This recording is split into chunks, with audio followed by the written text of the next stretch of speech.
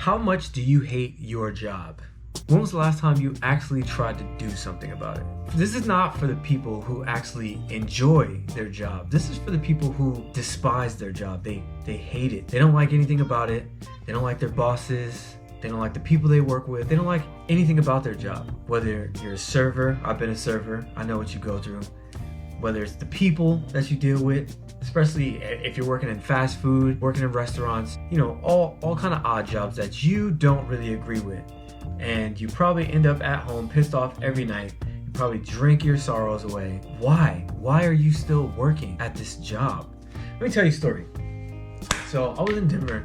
I'm really good with my hands. I learned how to install floors. A really good friend of mine taught me how to install floors in Denver, maybe like 2014, 2015, and I picked it up like that. I went out, got my own tools. I had pretty much everything I needed, right? And I kind of bounced around from job to job. I ended up working with him, with another company, another flooring company. And the owner of this company was just the worst person. He was don't get me wrong. He was very business savvy. He always knew what he was talking about. He was squared away. He had everything figured out, right?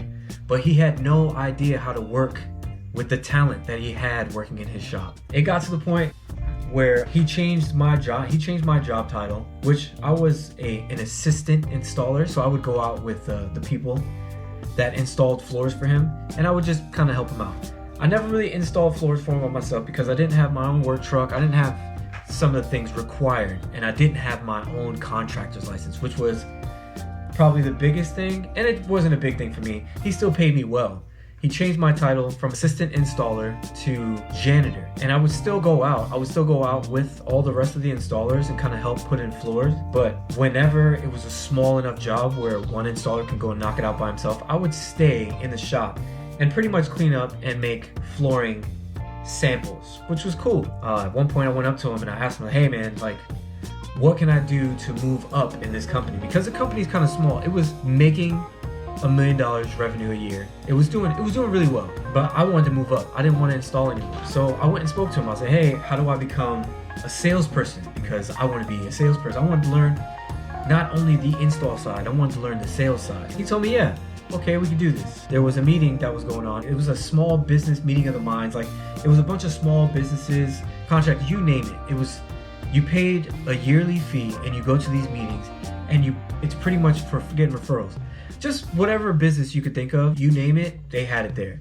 And it was pretty much you go and you trade off these referrals. After you go through, the daily whatever, you trade off these referrals. Well, this meeting happened at 6 a.m. once a month, and he told me to go to the first one. I never knew that was my assignment, that was my job. He never really made me a salesperson. He just kind of assigned me to go learn at this thing. And he told me that I was no longer valuable in the company. And he hadn't given me any time to try and learn how to sell. He hadn't done anything for me, let's put it like that. And I don't want this to sound like a complaint. It's just I thought I had a lot more potential. He told me that I had the personality of a salesman. I ended up leaving that company, or he decided he wanted to let me go. But after I laid everything out on the table, bro, you got all these females working for you. You told me you're gonna make me a salesman, and you send me to this meeting that happens one time a month, and you don't give me any other experience besides that. He tried to immediately hire me back on. I was like, no, that's good. I don't want to work for you. That didn't exactly destroy my idea of working for somebody. Not just yet. It wasn't until about a year after that I ended up going to work for a buddy of mine, a really close buddy of mine. We worked together in a couple places before as well. He hired me on as a helper. He didn't think I knew how to do floors until the first day I came in. I used his tools and I knocked out the floor probably just as fast as he did. I stuck with him. I was in Denver and I was having a blast. He was my buddy. We kicked it. We did a lot of foul stuff together, but it was his company and he was making really good money. He kind of lowballed me on the pay, but I needed a job at the time, so I was like, you know what? I'm not worried about it. I know you're going to give me a raise once you figure out what I can do. After working for a little while, he didn't give me a raise. I didn't trip about it. And just before COVID hit, I put in my 2 weeks because we weren't getting jobs. It was December. December in Denver is just a bad time for construction altogether. We didn't get any jobs. We weren't getting any jobs. So I put in my 2 weeks because I was moving to Hawaii. I already made my plans. I put in my 2 weeks. He still owed me a paycheck, an $850 paycheck from a week I had worked with him in the beginning of December. And He told me he would send it to me, but by the time I got out here, he ghosted me. Come to find out, he ended up losing the contract that he was on with the flooring because of 1 or 2 different damages he was supposed to go back fix and never did. He ended up taking a contract doing something else, cleaning buildings or something like that. But that was karma for him, and I don't wish anything bad on him. It was $850, like I could let it go, but he was my boy. I lost a friend, and honestly, after he pulled that, I just considered him a shitty boss. And as soon as that happened, like, that's it. I was done working for people. I was done working for anybody. I don't want to work for anybody else. As soon as that happened, I started looking. Amazon, Walmart, Facebook, all of these major corporations, all of these major businesses, all these major websites were hiring people to do advertising. I went straight to Amazon. I was like, maybe I can sell my own stuff. And it ended up actually working out. I really dove right into it, and I figured out what I was gonna sell, and it didn't really sell. You kind of have to figure out what your niche is, and you kind of have to run with it and see if it works. And if it doesn't work, you have to try a bunch of different things to figure it out. All I'm saying is, you should probably figure out there are so many different opportunities to make money where you don't have to work for anybody. All you have to do is start. There's no reason you should be working at a job that you're probably gonna quit and it's not gonna get you anywhere. And you're probably not having fun, and you're probably not making enough money, and you're probably wanting more money. And you probably hate working for the person you work for. I'm just saying, like, there are better things out there. There are people coming up with crazy ideas. Just the fidget spinner. Somebody came up with a fidget spinner and made probably millions on that, and it doesn't do anything but spin in your hand. It's supposed to hold your attention. And then just recently I just figured out that somebody came up with a combination lock for their Ben & Jerry's ice cream. Like, what? Who comes up with a combination lock for their Ben & Jerry's ice cream? I guarantee you somebody was sitting at home, either somebody's husband or wife came home, ate up all the ice cream, and then when the significant other came back trying to get ice cream, there was nothing in it. And they were like, I'm gonna come up with something that is gonna stop this from happening. And they ended up putting a combination lock on top. This combination lock on top of the Ben & Jerry's ice cream. If people are coming up with stuff like that, like, it's gotta be easy. It's so much easier now than it's ever been. So why not take that step? Probably because a lot of people are afraid. Don't be afraid. Stay at your current job. Don't just walk in there and quit. Be like, hey, I'm done doing this. Save you up some money. Map out a plan.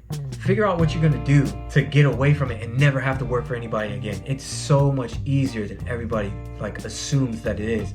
It's not difficult. Once your plan starts rolling, everything starts falling into place like magic. It's amazing. So I'm gonna ask you again, why are you still working for somebody you don't want to work for? Use your imagination. Now is as good a time as any to use your imagination to come up with something that people will actually use. And it could be the smallest thing. Even if you come up with a million ideas that don't work, or that 1 million and first idea that pops up, that could be your moneymaker, and you can run with it. And if you're not into doing that stuff like that, then figure out what you want to sell on Amazon, or try and get you a investment account. Try and invest all your money. If you're doing something, invest. Run with it. Don't be afraid of failure. Don't be afraid of failure. Don't quit. Once you jump in on something, if you think it's a good idea, push it all the way through until you figure out that the idea is taken, or you know it's not going to make any money. Come up with a new idea and then run with that. Just keep going. It's called trial and error. That's what it is. Trial and error.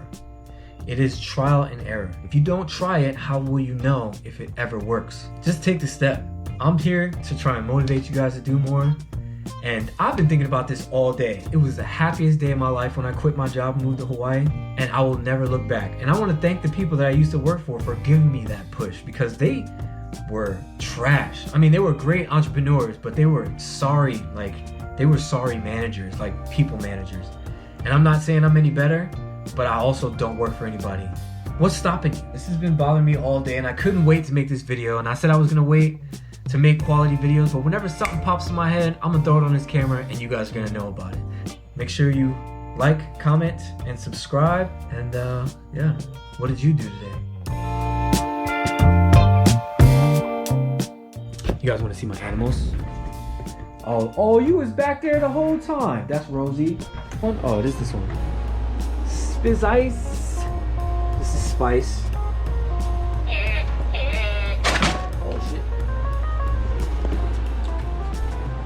Here's my girl Coco Pebbles. Hi, babies. You can't come in here because you pooped all over my floor. And you gotta stop doing that, okay?